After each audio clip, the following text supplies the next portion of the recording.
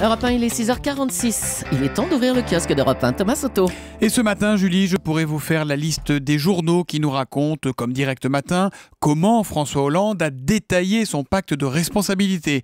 Je pourrais vous dire qu'il se donne 6 mois pour le boucler, ce fameux pacte avec les entreprises, comme nous le raconte en détail le Figaro.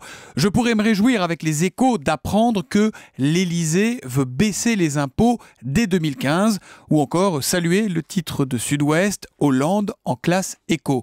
Mais ce matin, je préfère vous parler de l'homme de l'ombre qui semble être derrière le virage économique pris récemment par François Hollande. Alors, qui est cet homme de l'ombre, Thomas? Eh bien, il s'appelle Emmanuel Macron et il fait ce matin la une de l'Opinion. L'homme qui fait virer Hollande, titre le journal. Officiellement, Macron n'est que, entre guillemets, le secrétaire général adjoint de l'Élysée. Mais dans les faits, dans l'entourage du président, il est l'homme qui monte, celui qui a convaincu le chef de l'État d'assumer enfin son positionnement social-démocrate. Mais alors, qui est cet Emmanuel Macron? C'est un jeune homme de 36 ans, il est énarque, ancien banquier d'affaires, et il s'est engagé très jeune au PS, mais précise l'Opinion, il n'a été élevé ni avec le petit livre rouge dans son cartable, ni avec le livre rose du parfait socialiste dévoué à l'économie régulée. Son style est direct, d'un naturel décontracté, écrit le journal, il n'hésite pas à interpeller François Hollande dans les réunions à l'Élysée en le tutoyant, sur le mode « Mais enfin François, tu ne peux pas dire ça ».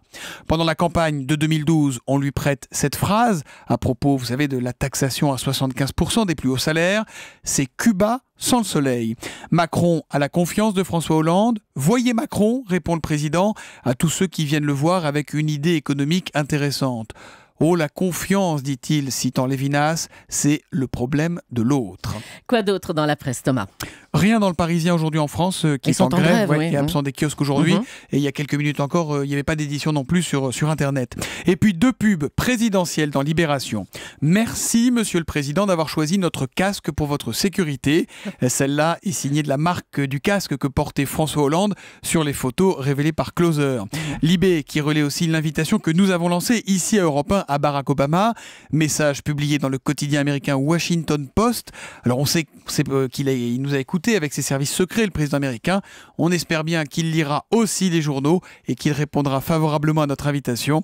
Cette page de pub qui a beaucoup fait réagir sur les réseaux sociaux, vous la retrouvez sur europe1.fr et sur Twitter avec le hashtag E1matin.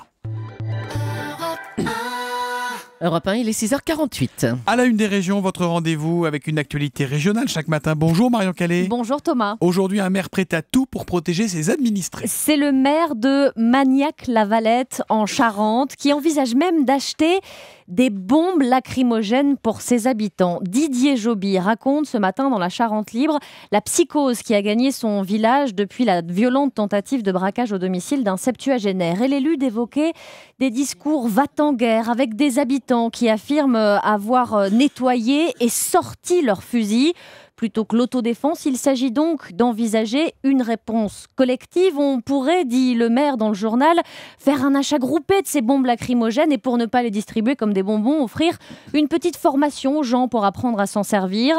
Certes, la proposition est extrême, elle sera tout de même débattue ce vendredi après-demain lors d'un conseil municipal extraordinaire. Et ce ne sera pas la seule piste, encore heureux, on a envie de dire, envisagée. Pourquoi pas des achats groupés d'œilletons à installer sur les portes ou l'installation d'éclairage autour des maisons dont beaucoup sont isolées dans ce village de Magnac-la-Valette. D'ores et déjà aujourd'hui, des prospectus de la gendarmerie vont être distribués dans le village et notamment par celui qui a survécu au braquage avec des conseils simples. Signaler toute absence ou encore fermer à clé sa maison, c'est peut-être plus simple quand même que d'utiliser une bombe lacrymogène. C'est plus sûr pour tout le monde. Oui. C'est donc à lire dans la Charente Libre ce matin. Merci beaucoup Marion Calais.